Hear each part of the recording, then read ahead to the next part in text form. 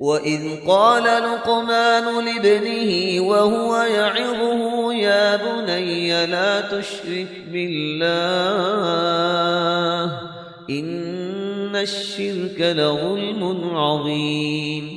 نحمده ونصلي على رسوله الكريم اما بعد فاعوذ بالله من الشیطان الرجیم بسم اللہ الرحمن الرحیم رب اشرح لي صدری ويسر لي امری واحلل عقدۃ من لسانی یفقهوا قولی ولا تصعر خدك للناس ولا تمش في الارض مرحا ان اللہ لا يحب كل مختال فخور۔ آپ صلی اللہ علیہ وسلم عوام الناس کے ساتھ کیسا معاملہ کرتے تھے؟ حالانکہ آپ اللہ کے نبی تھے، تمام انسانوں میں کیا تمام رسولوں میں بھی بڑا درجہ آپ کو حاصل تھا۔ حضرت ابو رفاع بن اسید سے روایت ہے کہ میں رسول اللہ صلی اللہ علیہ وسلم کی خدمت میں حاضر ہوا جبکہ آپ خطبہ ارشاد فرما رہے تھے۔ پس میں نے کہا، اے اللہ کے رسول صلی اللہ علیہ وسلم، ایک مسافر آدمی اپنے دین کے بارے میں پوچھنے آیا ہے، وہ نہیں جانتا کہ اس کا دین کیا ہے، یعنی پہلی دفعہ وہ آیا ہے آپ کے پاس، اس کو کچھ بھی خبر نہیں کہ دین کس چیز کا نام ہے۔ پس آپ میری طرف متوجہ ہوئے اور اپنا خطبہ چھوڑ دیا، حتیٰ کہ میرے پاس آ گئے۔ چنانچہ آپ کے لیے ایک کرسی لائی گئی جس پر آپ بیٹھ گئے، اور اللہ تعالیٰ نے جو احکام آپ کو سکھلائے تھے وہ مجھے سکھلانے لگے۔ پھر اپنے خطبے کی طرف آئے اور اس کے آخری حصے کو مکمل فرمایا۔ اسی کو حکمت کہتے ہیں۔ اس کا یہ مطلب نہیں ہے کہ ہر موقع پر انسان اپنی بات چھوڑ دے، لیکن اگر سچویشن اس چیز کا تقاضا کر رہی ہے، ایک شخص ایسا ہے جو بالکل کچھ بھی نہیں جانتا، مثلاً آپ کی مجلس میں پہلی دفعہ آیا، اس کو نہیں پتا یہاں کیا ہوتا ہے، وہ دین کی محبت اور شوق لے کر آیا، اور آپ اس کو پہلے ہی دن ڈسپلن میں باندھنے لگتے ہیں، یہاں نہ بیٹھو، یہاں نہ کھڑے ہو، یہ نہ کرو، وہ نہ کرو، تو یہ چیز حکمت کے خلاف ہے۔ کسی مجلس میں نئے آنے والے اور مستقل طور پر وہاں بیٹھنے والوں میں فرق ہوتا ہے۔ مستقل بیٹھنے والے اپنے رویے سے کیا ثابت کرتے ہیں کہ خواہ بیچ میں استاد نے جگہ چھوڑ بھی دی ہے، وہ ہمیں چھوڑ کر کسی اور کی طرف بھی متوجہ ہو گیا ہے، تو وہ ہلچل نہیں بچا دیتے، وہ اسی یکسوئی کے ساتھ بیٹھے رہتے ہیں۔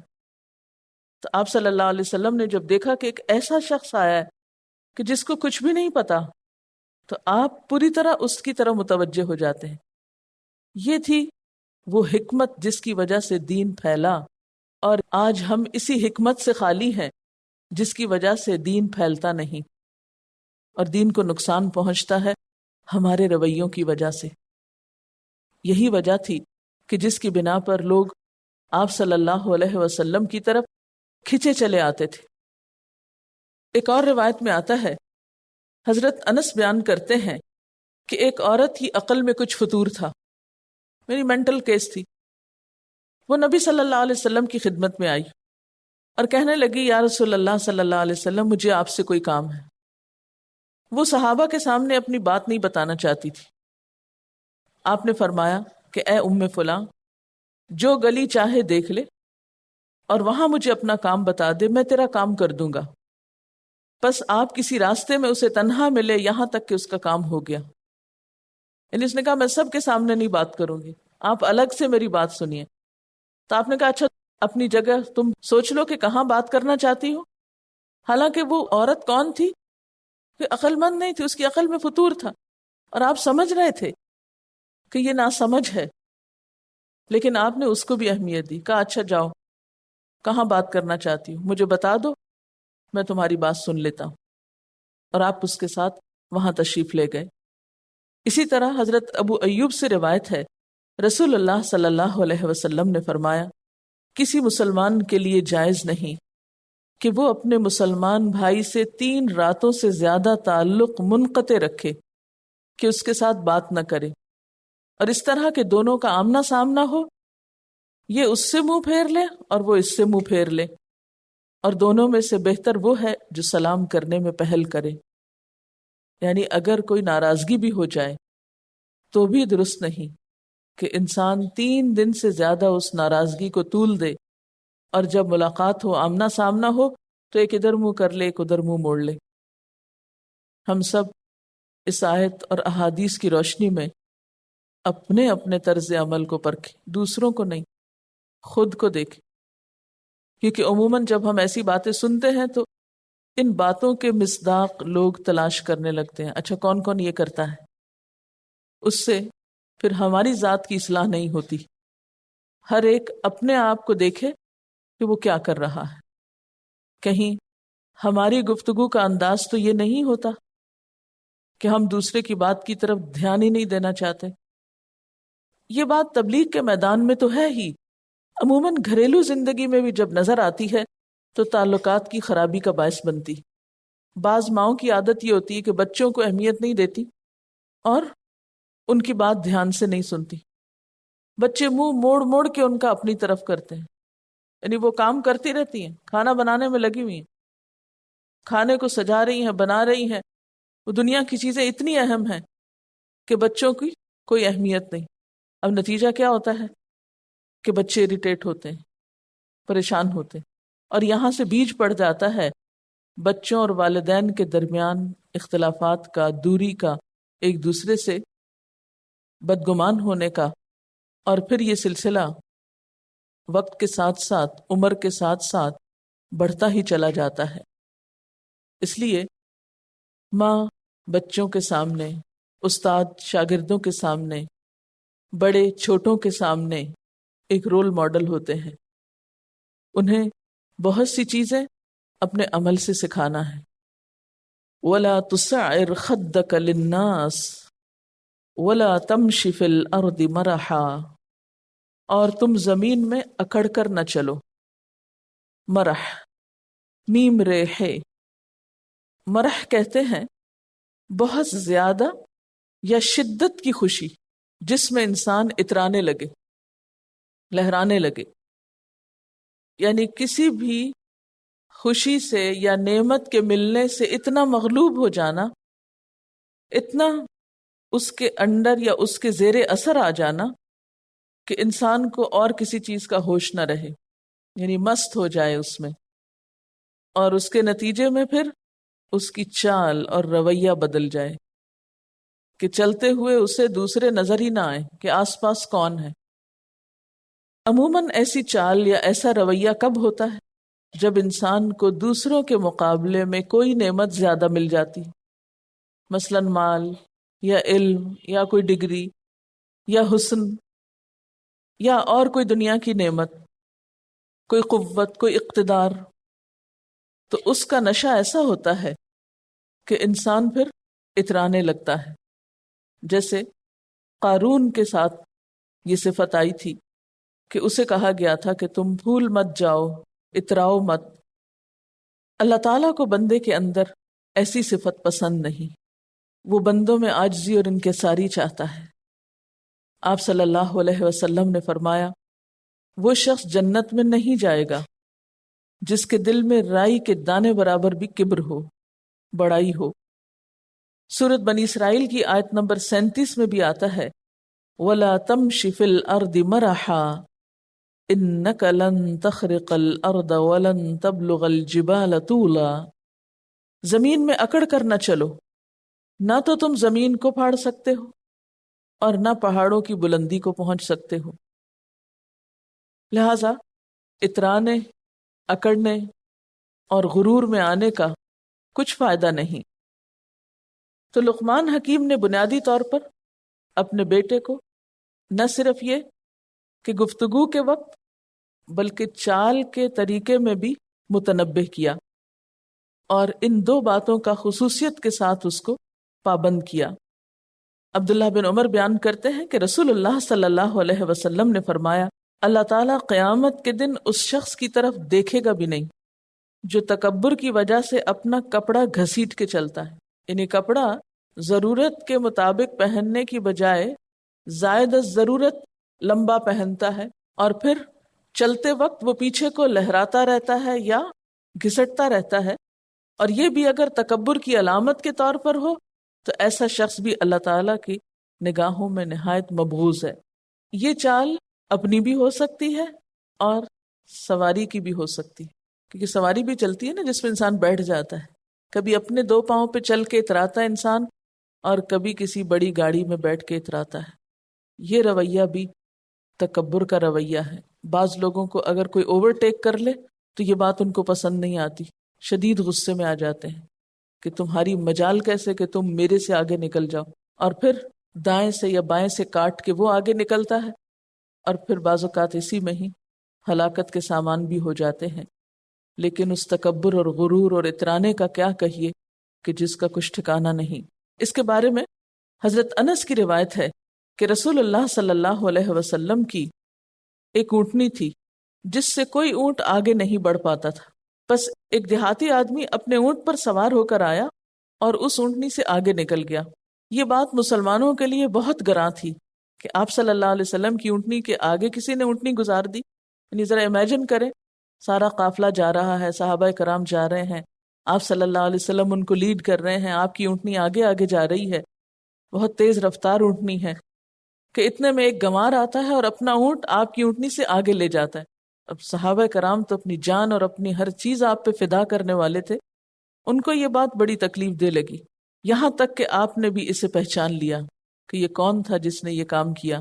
آپ نے فرمایا یہ اللہ پر حق ہے کہ دنیا میں جو چیز بھی بلند ہو وہ اسے پست کر دے.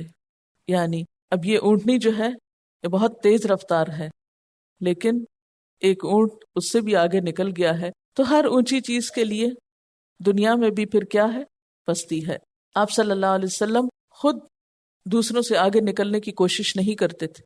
یہ صحابہ کرام تھے جو آپ کو عزت دیتے تھے اور اپنے سے مقدم رکھتے تھے. النبی اولا بالمؤمنین من انفسہم، نبی صلی اللہ علیہ وسلم تو مومنوں کو اپنی جانوں سے بھی بڑھ کر زیادہ عزیز تھے، قریب تھے، آگے تھے ان کے. لیکن آپ نے کبھی خود ایسا نہیں کیا کہ لوگوں کو پیچھے دھکیل کے خود آگے نکلنے کی کوشش کی ہو، بلکہ آپ اپنے ساتھیوں میں کبھی امتیازی شان سے نہیں چلتے تھے کہ جس سے اترانے کا کوئی شائبہ بھی ہو. آپ صلی اللہ علیہ وسلم صحابہ کے ساتھ چلتے اور کبھی بے تکلفی میں اپنے ساتھی کا ہاتھ پکڑ کر بھی چلتے تھے. یعنی یہ جیسے کسی میدان میں یا کسی کھلی ایسی جگہ پر کہ جس میں ہاتھ پکڑ کر چلنے میں دوسروں کے لیے اذیت کا سامان نہ ہو. اس کا مطلب یہ نہیں کہ آپ سڑک پہ بھی چلتے ہوئے لوگوں کے ہاتھ پکڑ کے چلتے تھے. جیسے ہم بعض اوقات ایسی سنتوں سے اس طرح کے سبق سیکھ لیتے ہیں اور دوسروں کے لیے اذیت کا سبب بنتے ہیں. بعض لوگ طواف کرتے وقت پورے گروپ ایک دوسرے کے ہاتھ پکڑ لیتے ہیں اور کسی دوسرے کو بیچ میں سے گزرنے نہیں دیتے اور ایک ہجوم اور دوسروں کو اذیت دینے کی کیفیت ہو جاتی ہے. تو یہ موقع محل کی مناسبت سے ہے. کسی تفریح کے موقع پر باہر کسی جگہ پر تو ایسا ہو سکتا ہے، لیکن عام طور پر جو آپ کی چال تھی، آپ بہت قدم جما کے چلتے، ٹہل ٹہل کے نہیں چلتے تھے، اور اس طرح چلتے تھے گویا آپ کسی بلند جگہ سے اتر رہے ہوں، پاؤں سمیٹ کے احتیاط کے ساتھ قدم جما کے. وَلَا تَمْشِ فِي الْأَرْضِ مَرَحًا، زمین پر تم اترا کے نہ چلو. عام طور پر تکبر کے مظاہرے کس طرح ہوتے ہیں کہ انسان دوسروں سے اپنی بڑائی کی وجہ سے آگے نکلنے کی کوشش کرے. پھر اسی طرح تواضع کے اور کیا طریقے ہیں؟ اترانے کی کاٹ ہم کس طرح کر سکتے ہیں؟ اگر کہیں اپنے اندر محسوس ہوتی ہو چال میں یہ اتراہٹ یا گفتگو میں یہ تکبر اور نخوت، تو علاج کیا ہے؟ فقراء، مساکین اور مصیبت زدہ لوگوں کے پاس بیٹھنا. یعنی شعوری طور پر اپنے سے کم لوگوں کے ساتھ بیٹھنے کی کوشش، یا بیٹھنا، کوشش ہی نہیں کرنا بلکہ کرنا، ان کے ساتھ کھانا کھانا. اب دیکھیں ہمارا کلچر کیا ہے کہ ہماری دعوتوں میں کون شریک ہوتے ہیں؟ جو ہمارے اسٹیٹس کے لوگ ہوتے ہیں. اور اگر کوئی سرونٹ یا میڈ یا کوئی کمتر درجے کا شخص جو دنیاوی اعتبار سے کمتر ہے، معلوم نہیں اللہ کے ہاں کتنا بڑا، اگر کسی ایسی مجلس میں ہو بھی تو اس کو پوچھا بھی نہیں جاتا. اس کے سامنے بیٹھ کے کھاتے ہیں، اسے کچھ آفر نہیں کرتے، اسے اپنے جیسے برتن میں نہیں دیتے، اپنی میز پر یا اپنے دسترخوان پہ نہیں بٹھاتے. جب خود کھا رہے ہیں تو اس کو کھانے کو نہیں دیتے. تو پھر اس تکبر کا علاج کیا ہوگا؟ مسکینوں کے ساتھ بیٹھ کر کھانا کھایا جائے، ان کے ساتھ راستے میں چلا جائے، یعنی کبھی ان کے ساتھ ساتھ بھی چلا جائے. پھر اسی طرح اپنے سے علم میں، مال میں، فضل میں، سٹیٹس میں کم یا برابر کے لوگوں کی ملاقات کو جانا، یہ بھی علاج ہے. یعنی عموماً یہ ہوتا ہے نا کہ آپ اپنے سے بڑوں کی تو بھاگ بھاگ کے عزت کرتے ہیں، ان کے پاس تو آپ پہنچ جاتے ہیں، اگر بیمار ہو تو حال بھی پوچھ لیتے ہیں. لیکن کبھی اپنے سے کم کے پاس مثلاً عیادت کے لیے، ملاقات کے لیے، کسی بھی کام کے لیے چلے جانا، ان کے ساتھ سامان اٹھانا یا اس کے کام کے لیے اس کے ساتھ جانا بھی تواضع میں شامل ہے. پھر اسی طرح اپنے سے بڑے مال میں نہیں، علم میں. خواہ وہ مال میں کم تر ہی کیوں نہ ہو. بعض اوقات ایسا ہوتا ہے نا کہ ایک شخص علمی مرتبے میں بہت زیادہ ہوتا ہے لیکن دنیاوی سٹیٹس اس کے پاس کچھ بھی نہیں ہوتا، کوئی اس کا گھر بڑا نہیں، کوئی اس کے پاس دنیاوی آرائش کے سامان نہیں. تو ایسے لوگ جو علم میں اپنے سے آگے ہوں یا فضل میں یا عمر میں، یعنی ایک بزرگ شخص ہے جس کے پاس کوئی مال و دولت نہیں ہے لیکن عمر میں آپ سے بڑا ہے، تو ان کو اپنے سے پہلے بٹھانا، ان کے جوتے سیدھے کرنا، گھر کے دروازے تک ان کے ساتھ جا کے الوداع کہنا، یہ بھی تواضع میں آ جاتا ہے. یعنی یہ پریکٹیکل ٹپس ہیں کہ انسان اپنے اندر تواضع کس طرح لائے. پھر اسی طرح کبھی ان لوگوں سے ملاقات کرنا کہ جن سے ملنے کو دل نہ چاہے، نفس نہ مانے. کیونکہ بعض اوقات ایسا ہوتا ہے نا کہ کسی شخص نے آپ کو بہت رنج پہنچایا ہوتا ہے، بہت دکھی کیا ہوتا ہے، بظاہر کوئی ناراضگی نہیں لیکن آپ اس کو فیس نہیں کرنا چاہتے، آپ اس کی شکل نہیں دیکھنا چاہتے، اسے دیکھتے ہی آپ کو کچھ ہونے لگتا ہے. ایسے میں انسان کیا کرے؟ اپنے نفس پہ قابو پاتے ہوئے، تواضع کا ثبوت دیتے ہوئے، بطور خود کوشش کر کے، شعوری کوشش کے ساتھ آگے بڑھ کر اس سے خود ملاقات کرے. اور پھر ان لوگوں سے جو آپ سے نہ ملنا چاہتے ہو، یعنی کچھ تو وہ لوگ ہیں کہ جن کو آپ نہیں ملنا چاہتے، تو ان سے ملنے جانا اپنے نفس کے خلاف جا کر. اور پھر کچھ ایسے لوگ جو آپ سے کنی کتراتے ہیں، آپ کو دیکھ کے رستہ بدل لیتے ہیں، منہ موڑ جاتے ہیں، آپ کا سامنا نہیں کرنا چاہتے، وجہ کوئی بھی ہو سکتی. ایسے میں بسا اوقات انسان کی انا بڑی مجروح ہوتی. ایسے لوگوں پر توجہ کرنا جو آپ سے نہیں ملنا چاہتے، ان سے ملنا، یہ انسان کے نفس پہ بڑا گراں ہوتا ہے. لیکن نفس کی اصلاح اسی میں ہے. جب تک ہم اپنے نفس کے مخالف کام نہیں کریں گے اس وقت تک صحیح مومن نہیں بن سکتے. کیونکہ ایک رویہ تو ہے نفس کی عبادت کرنا، نفس کو الہ بنا لینا، اور وہ کیا ہوتا ہے؟ جو نفس کہے وہی کرتے چلے جاؤ. اور دوسرا رویہ کیا ہوتا ہے؟ اللہ کی اطاعت کرنا، اللہ کے حکم کے مطابق اپنے اندر تواضع اور عاجزی پیدا کرنا. تو خاص طور پر جو لوگ دین کا کام کر رہے ہوں، امر بالمعروف اور نہی عن المنکر کر رہے ہوں، ان کے اندر خصوصی طور پر جب تک یہ صفات نہ آئیں وہ کامیاب نہیں ہو سکتے. کیونکہ پیچھے کی آیت میں آپ دیکھیے، یا بنی اقم الصلاۃ وامر بالمعروف وانہ عن المنکر واصبر علی ما اصابک ان ذلک من عزم الامور ولا تسعر خدک للناس ولا تمش فی الارض مرحا. یہ سب کچھ ایک شخصیت کو سنوارنے کا سبق ہے. شخصیت کو سنوارنے کے لیے یہ سارا ایک ہی سبق ہے اور یہ سارے انٹر کنیکٹڈ ہیں. اگر ان میں سے ایک بھی مسنگ ہو جائے تو بات پوری نہیں ہوتی، مقصد حاصل نہیں ہوتا. ہم سب اپنے آپ سے سوال کریں کہ کیا ہم اپنی اولاد کی خیرخواہی کا ایسا حق ادا کر رہے ہیں؟ کیا ہم اپنی اولاد کی تربیت ان خطوط پہ کر رہے ہیں؟ کیا ہم اپنے بچوں کے اندر یہ صفات لانے کی فکر میں ہیں جو لقمان حکیم نے اپنے بیٹے کے اندر دیکھنا چاہی؟ حکیم انسان تھے نا، بہت سمجھدار، اور سمجھ کے اعتبار سے ایسے کہ اللہ تعالیٰ نے ان کی باتوں کو اپنی کتاب میں کوٹ کیا. اس سے آپ ان کی سمجھداری اور ان کی باتوں کی حکمت اور ان کی ویلیو کو اچھی طرح سمجھ پہچان سکتے ہیں، جان سکتے ہیں. کیا ہم نے اپنے بچوں کو اقامت صلاۃ کا پابند بنایا؟ کیا ہم نے اپنے بچوں کو یہ بتایا کہ امر بالمعروف اور نہی عن المنکر کرنا ان کی ذمہ داریوں میں سے ہے؟ کیا ہم نے اپنے بچوں کو اچھائی کے راستے میں پیش آنے والی مشکلات پر صبر کرنے کی تلقین کی یا صبر کرنے کی تربیت دی؟ کیا ہم نے ان کو اچھے اخلاق کی صفات سے آراستہ کیا کہ بات کرتے ہوئے منہ نہ موڑیں، چلتے ہوئے اترائیں مت؟ اور جیسا کہ سورۃ الفرقان میں آپ نے چال کی بات پڑھی تھی اور وہاں پر خصوصی طور پر چلنے کے انداز پر گفتگو ہوئی تھی، اس کو بھی اگر آپ ساتھ شامل کر لیں، ان نکات کو، ان پوائنٹس کو، تو بات مزید واضح ہو جائے گی. وَلَا تَمْشِ فِي الْأَرْضِ مَرَحًا، کیونکہ چال محض چال کا نام نہیں، چال تو پوری شخصیت کی عکاس ہوتی، چال تو رویے کا نام ہے، چال تو زندگی کے ہر کام میں انوالو ہے. آپ کوئی بھی چھوٹے سے چھوٹا کام کرنا چاہیں یا بڑے سے بڑا، آپ کو ایک جگہ سے دوسری جگہ تو جانا ہی ہوتا ہے.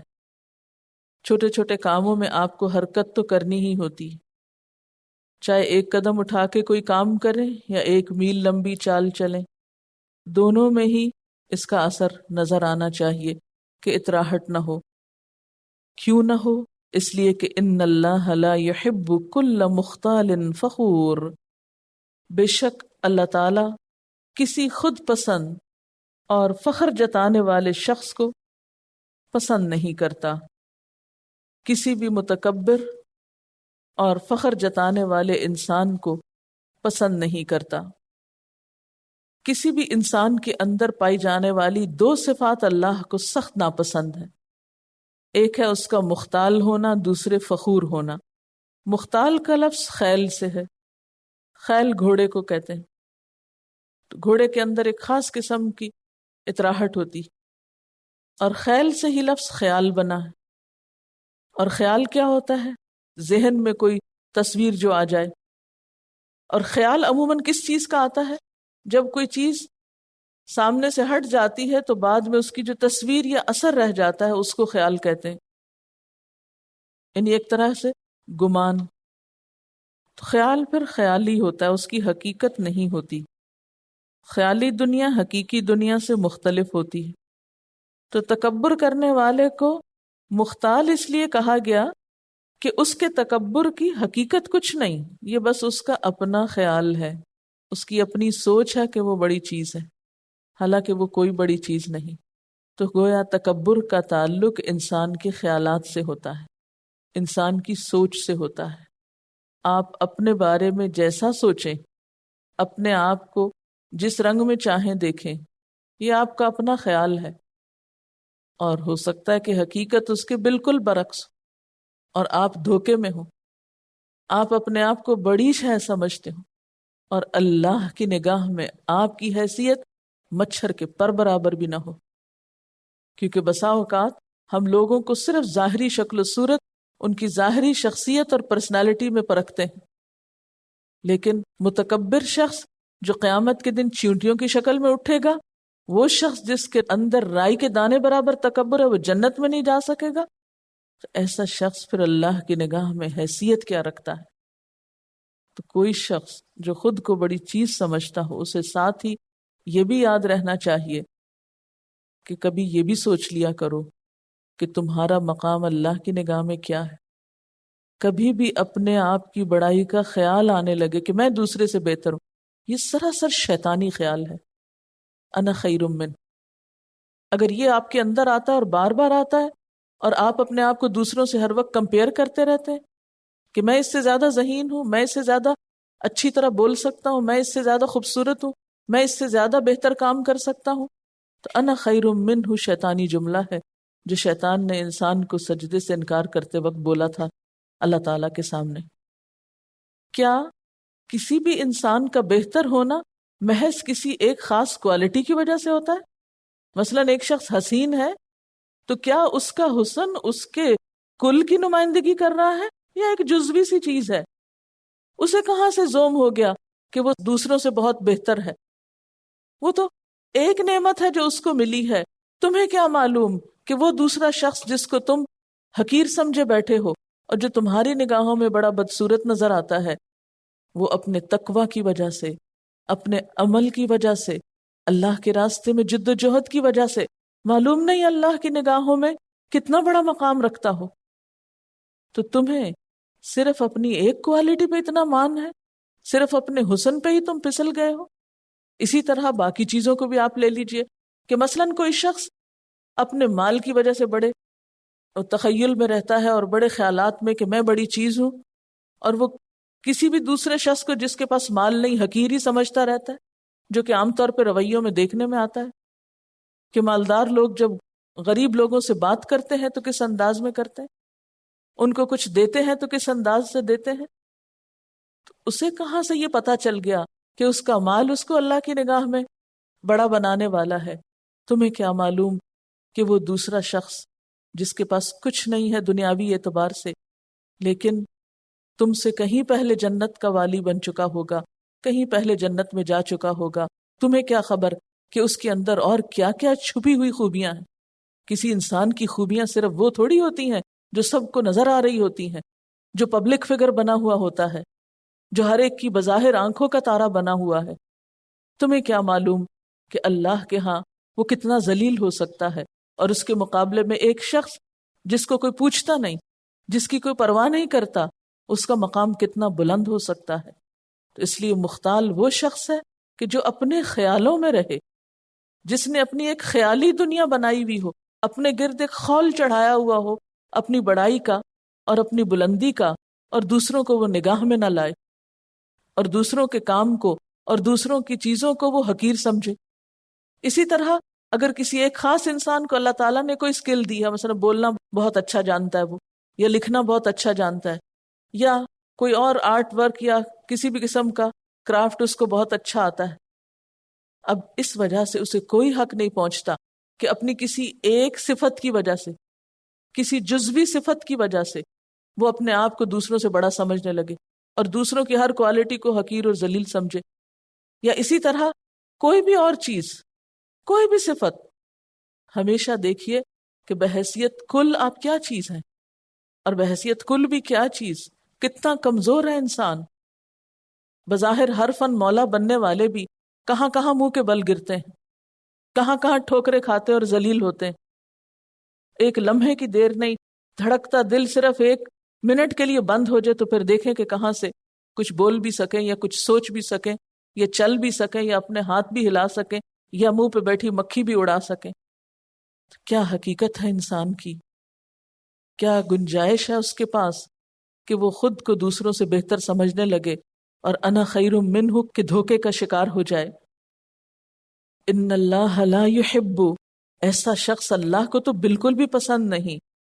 کل مختال، کل سارے کے سارے، کوئی ایک نہیں ہے، چند ایک نہیں، سب ایسے لوگ کہ جو اس صفت کا شکار ہوں، جو اس دھوکے کا شکار ہوں، جو مختال بنے بیٹھے ہوں، اور اس کے ساتھ ساتھ مزید یہ کہ فخور بھی بن جائیں۔ فخور کیا چیز ہوتی ہے؟ فخور کا لفظ فخر سے نکلا ہے۔ فخر کہتے ہیں پھٹنے کو، یہ جو بچتی ہوئی مٹی ہوتی ہے اس کو فخار کہتے ہیں۔ فخار مٹکے کو بھی کہتے ہیں۔ مٹکے کی صفت کیا ہوتی ہے؟ ذرا سا ہاتھ لگ جائے ایک دم زور سے آواز نکلے گی اس سے، فوراً بجے گا۔ جو سالڈ چیز ہوتی ہے آپ اس کے اوپر جتنا مرضی ہاتھ مارو بہت کم آواز نکلے گی اس سے، لیکن جو مٹکا ہے اندر سے خالی ہے اور باہر سے بہت بڑا پیٹ نکلا ہوا اس کا، اس پہ ہلکی سی ضرب بھی ایک بڑی سی بھیں کو آواز دے گی۔ تو فخور ایسے ہی شخص کو کہتے ہیں کہ جو اندر سے کچھ نہیں، انتہائی کمزور ہے، انتہائی شیکی ہے، لیکن باہر سے بہت بڑا خول چڑھایا ہوا اس نے مٹکے کی طرح، اور چھوٹی سی بات پر بھی وہ آپے سے باہر ہونے لگتا ہے، شور مچانے لگتا ہے۔ اور خاص طور پر کس چیز کا شور؟ اپنی تعریفوں کا شور، اپنی خوبیوں کے بیان کرنے کا شور۔ تو فخر ان چیزوں پہ اترانے کو کہتے ہیں جو انسان کے ذاتی جوہر سے باہر ہو، یعنی جس میں اس کا کوئی ذاتی کمال نہ ہو۔ یعنی فخر کن چیزوں پہ؟ عموماً جو انسان کی ذاتی ملکیت میں نہیں۔ مثلا ذہانت ہماری ذاتی پیداوار ہے، ہمارا جو ذہن ہے یا یہ جو بولنے کی قوت ہے یہ کوئی ہماری ذاتی خوبی ہے؟ ہم نے اپنا دماغ خود بنایا ہے، اپنا ذہن خود بنایا، یہ ذہانت ہم نے اپنے آپ کے اندر خود ڈال لی ہے؟ نہیں، یہ تو اللہ کی دی ہوئی امانت ہے جو اس نے ہمارے اندر دوسروں سے مختلف رکھ دی، جس پہ ہم بڑے مان کر کے بیٹھے ہوئے۔ حسن ہمارا ذاتی کمال ہے، ہم نے اپنے آپ کو خود بنایا تھا، اپنی آنکھوں کا رنگ خود سلیکٹ کیا تھا، اپنی شکل و صورت خود ڈیزائن کی تھی؟ نہیں، جو کچھ بھی ملا ہے اس نے دیا ہے، وہاں سے آیا ہے۔ جب اپنا ہے بھی نہیں، ذاتی کمال بھی کچھ نہیں، اپنی ملکیت بھی نہیں، پھر فخر کس بات کا؟ پھر کس بات پہ بج رہے ہیں؟ پھر کس بات پہ شور ہے؟